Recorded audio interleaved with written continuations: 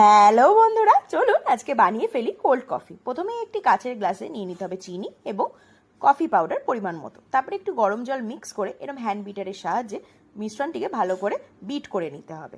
Bit করা হয়ে গেলে একটি মিক্সিং জারে আমি মিশ্রণটিকে ট্রান্সফার করে নিলাম এবং সেটির মধ্যে দিয়ে দিলাম একে একে ভ্যানিলা আইসক্রিম এবং হার্শি সিরাপ। এরপর অ্যাড করে দেবো মেন ইনগ্রিডিয়েন্ট, সেটি হলো দুধ। দুধ ছাড়া কিন্তু কোল্ড কফি পসিবল নয়, আর টেস্টও ভালো হবে না। আচ্ছা, এরপর আমি ভালো করে এটিকে বিট করে নিলাম, মানে মিক্সিতে ভালো করে ঘুরিয়ে নিলাম, যাকে আমরা বাংলা ভাষায় বলি।